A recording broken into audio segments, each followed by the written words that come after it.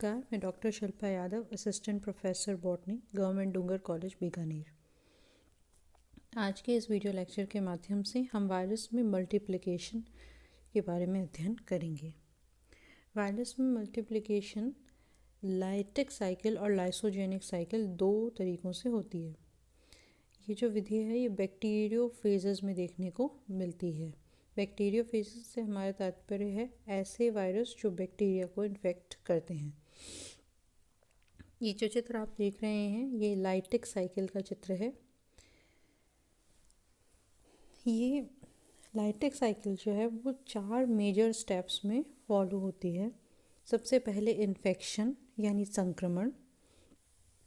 दूसरा जो स्टेप है वो है synthesis of phage components in the host cell, संक्रमित कोशिका में विभोजी घटकों का संश्लेषण।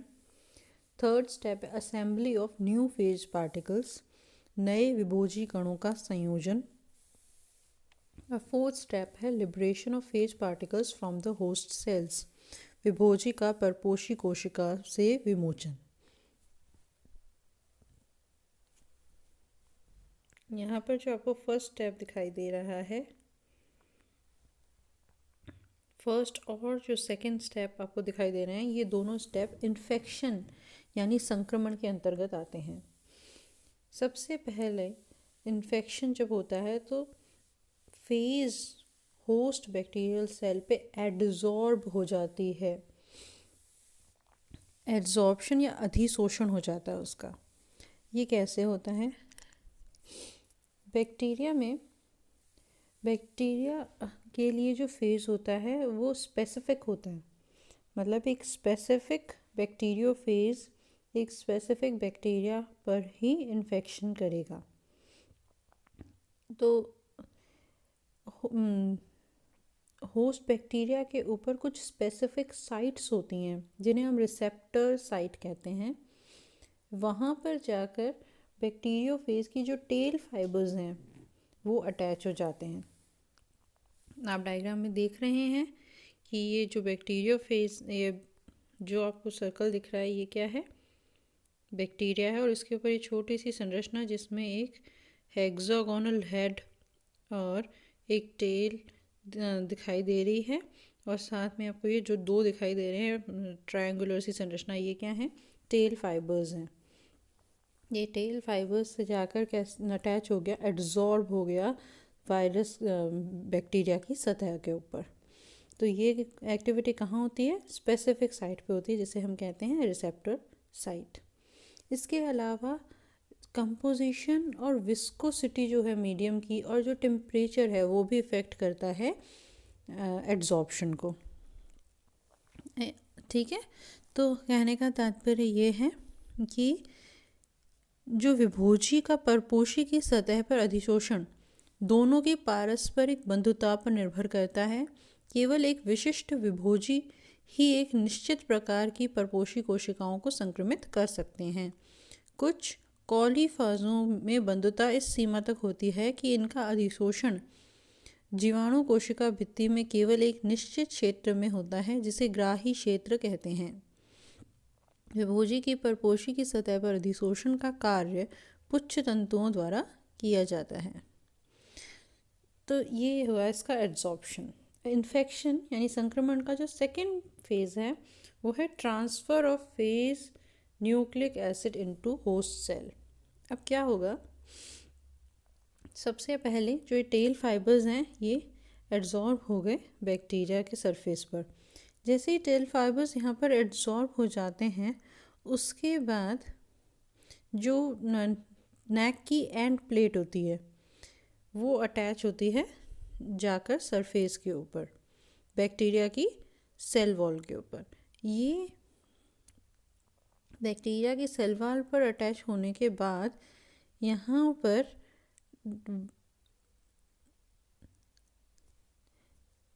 पर लाइसोजाइम एंजाइम सिक्रीट करती है और ये lysozyme enzyme muramic acid peptide complex को हाइड्रोलाइज करने का काम करता है। ठीक है, जब muramic acid peptide complex hydrolyse हो जाएगा तो ऐसी अवस्था में क्या होगा? एक माइन्यूट पोर फॉर्म होगा और इस माइन्यूट पोर में से न्यूक्लिक एसिड जो है वो होस्ट सेल में एंटर हो जाएगा। देखिए आपको दिखाई दे रहा है फेज डीएनए या जो न्यूक्लिक एसिड है वो बैक्टीरियल सेल में एंटर हो गया। जब फेज डीएनए एंटर हो जाएगा तो बाहर सिर्फ क्या रह जाएगा, कैप्सोमियर रह जाएंगे, मतलब प्रोटीन जो बॉडी है वो रह गई। अब प्रोटीन बॉडी जो बाहर रह गई खोखली है उसको हम क्या कहते हैं, एम्प्टी प्रोटीन शेल को घोस्ट कहते हैं। ठीक है, अब ये घोस्ट जो है ये इन्फेक्शन कॉज नहीं कर सकता। मोर ओवर एक बैक्टीरियल सेल पर अगर एक तरीके के फेज का इन्फेक्शन हो गया है तो अब कोई दूसरा फेज पार्टिकल उस पर इन्फेक्ट नहीं कर सकता। ठीक है, तो अब आपको समझ में आया कि इन्फेक्शन जो है, फर्स्ट स्टेप जो है इन्फेक्शन वो 2 स्टेप्स में होता है, पहला एड्जॉर्प्शन और दूसरा ट्रांसफ़र ऑफ न्यूक्लिक एसिड। ये प्रक्रिया कैसे होगी कि स्पेसिफिक रिसेप्टर साइट्स के ऊपर टेल फाइबर जाके अटैच हो जाते हैं। जब अटैच हो जाते हैं उसके बाद जो इसकी नेक है वो अटैच होती है बैक्टीरिया के ऊपर, बैक्टीरिया की सतह पर, बैक्टीरिया के सरफेस पर, और वहाँ पर वो लाइजोजाइम सिक्रीट करती है। लाइजोजाइम से जो म्यूरामिक एसिड पेप्टाइड कॉम्प्लेक्स है उसका हाइड्रोलिसिस हो जाता है, एक पोर फॉर्म हो जाएगा। पोर फॉर्म होने से न्यूक्लिक एसिड यानी कि जो डीएनए है वो बैक्टीरियल सेल के अंदर एंटर हो जाएगा, और बैक्टीरियल सेल के अंदर एंटर होते ही बाहर जो खाली प्रोटीन, एम्प्टी प्रोटीन शेल है जिसे हम घोस्ट कहेंगे, वो बाहर ही रह जाता है और वो इन्फेक्शियस नहीं होता। अब वो किसी भी कारण काम का नहीं है, लेकिन एक बैक्टीरियल सेल पे एक ही फेस पार्टिकल अटैक कर पाता है। जैसे ही न्यूक्लिक एसिड उसके अंदर एंटर हो गया, अब किसी और फेस पार्टिकल का उस पर अटैक पॉसिबल नहीं है। तो ये हमने बता दी थी आपको कि इनके अंदर क्या होता है, म्यूचुअल एफिनिटी, पारस्परिक बंधुता होती है। ग्राही क्षेत्र से ये पुच्छ तंतुओं के द्वारा इसका अधिशोषण होता है, और उसके बाद म्यूरामिक अम्ल पेप्टाइड सम्मिश्र का जलीय अपघटन होता है, और इस जलीय अपघटन के बाद इसमें सूक्ष्म छिद्र बन जाता है, और सूक्ष्म छिद्र जो है उससे न्यूक्लिक अम्ल अंदर पहुंच जाता है।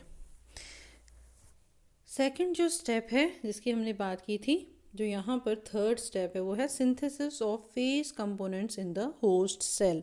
अब क्या होगा, यहाँ पर जैसे ही फेज का न्यूक्लिक एसिड अंदर एंटर करेगा बैक्टीरियल सेल में, वो बैक्टीरियल सेल की प्रोटीन मशीनरी को टेक ओवर कर लेता है।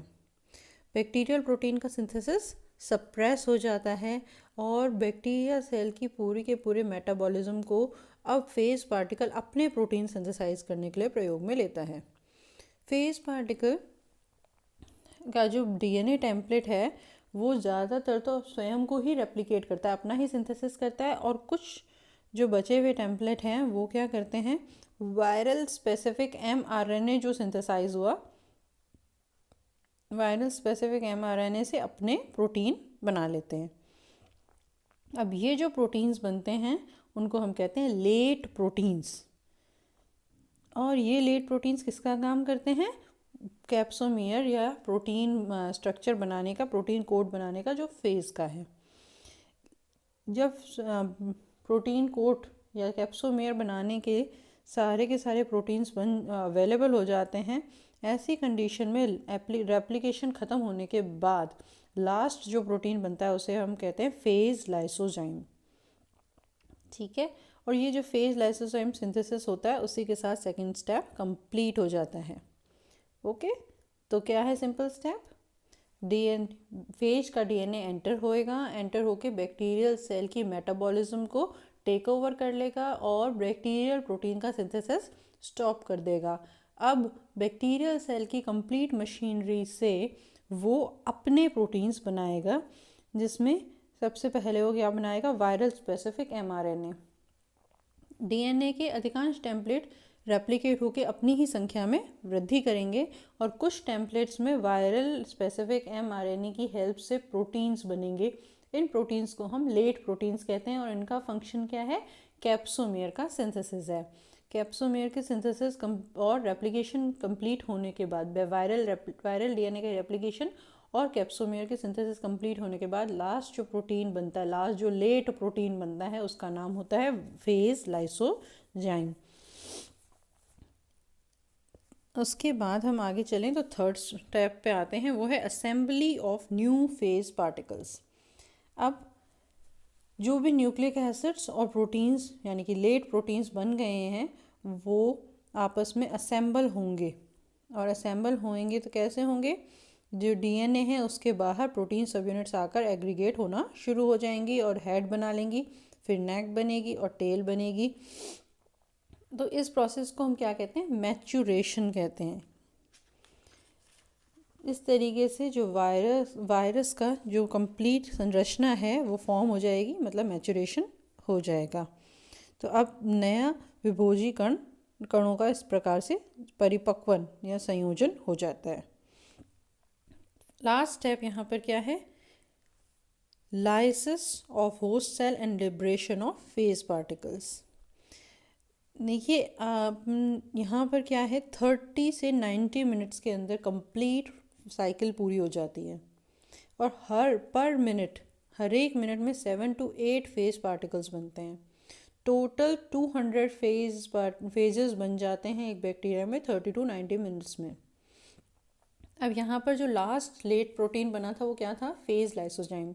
ये जो फेज लाइसोजाइम है ये क्या करता है, होस्ट सेल को रप्चर कर देता है, और होस्ट सेल के रप्चर होने से क्या होगा, या लाइसिस होने से क्या होगा, फेज पार्टिकल्स बाहर आ जाएंगे। ठीक है, ये है आपकी लाइटिक साइकिल। इसके बाद दूसरी जो साइकिल या दूसरे तरीके का जो वायरस मल्टीप्लिकेशन का मेथड है वो है लाइसोजेनिक साइकिल। लाइसोजेनिक साइकिल में तुरंत सेल डेथ या सेल लाइसिस नहीं होता। यहाँ पर क्या होगा, यहाँ पर टेम्परेट फेज या प्रोफेज या लाइसोजेनिक फेज नाम की एक अवस्था बनेगी। देखिए यहाँ पर जो फर्स्ट स्टेप है वो तो बिल्कुल सिमिलरली फॉलो हो रहा है, मतलब इन्फेक्शन जो स्टेज है वो बिल्कुल प्रॉपरली हो रहा है। सबसे पहले एड्जॉर्प्शन होगा, एड्जॉर्प्शन के बाद क्या होगा, ट्रांसफ़र होगा phage nucleic acid host cell में।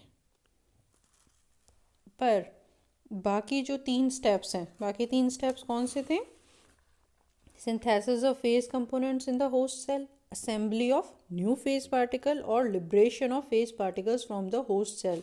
ये जो तीनों स्टेप्स हैं ये कुछ समय के लिए रुक जाते हैं। यहाँ पर क्या होता है, फेज डीएनए सर्कुलर हो जाता है, सर्कुलर होके इनकॉर्पोरेट हो जाता है, इंटीग्रेट हो जाता है बैक्टीरियल क्रोमोसोम के साथ।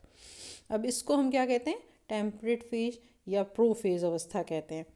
इस प्रोफेज अवस्था जितनी बार भी बैक्टीरिया डिवाइड होगा उतनी बार वायरस जो डीएनए है वो भी उसके साथ साथ में इंक्रीज़ होता जाएगा, मतलब उसका नंबर जो है वो भी इंक्रीज़ होता जाएगा।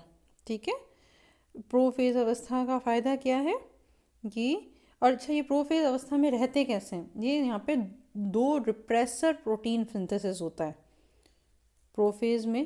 प्रोफेज जीन जो है वो क्यों रिप्रेस्ड रहती हैं या ऐसी अवस्था में क्यों रहती हैं, क्योंकि जो टेम्परेट फेज या लाइसोजेनिक फेज हैं वो क्या बनाते हैं, 2 रिप्रेसर प्रोटीन बनाते हैं, और उन 2 रिप्रेसर प्रोटीन की वजह से ही प्रोफेज अवस्था में रेप्लिकेशन कंटिन्यू होता रहता है।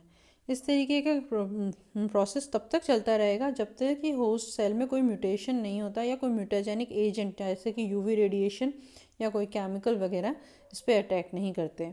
जिस तरीके की एक्टिविटी होते ही फेज डीएनए और बैक्टीरियल डीएनए एक दूसरे से अलग हो जाएंगे, और जैसे ही एक दूसरे से अलग होंगे तो जो स्टेप 2, 3 और 4 जो लाइटिक साइकिल के हैं वो कंप्लीट होंगे, और एक लाइटिक साइकिल कंप्लीट होकर दोबारा बहुत सारे वायरस मतलब मोर देन 200 वायरस या फेजेस फॉर्म हो जाएंगे। तो आपको डिफरेंस याद रखना है कि लाइटिक और लाइसोजेनिक साइकिल में क्या डिफरेंस है, कि लाइटिक साइकिल में तुरंत बैक्टीरियल सेल का लाइसिस हो जाता है, जबकि लाइसोजेनिक साइकिल में ऐसा नहीं होता। लाइसोजेनिक साइकिल में प्रोफेज अवस्था देखने को मिलती है, प्रोफेज जो है वो म्यूटेशन का स्टेप है, यहाँ पे प्रोफेज देखने को मिलता है, और वो 2 रिप्रेसर प्रोटीन की वजह से होता है। लाइटिक साइकिल में कभी भी बैक्टीरियल डीएनए और वायरल डीएनए एक दूसरे के साथ इंटीग्रेट नहीं होते, जबकि लाइसोजेनिक साइकिल में उनका इंटीग्रेशन होकर प्रोफेज अवस्था बनती है। लाइसोजेनिक साइकिल भी एंड में कभी न कभी लाइटिक साइकिल में तब्दील हो ही जाती है। ठीक है, ये है वायरस का मल्टीप्लिकेशन। धन्यवाद।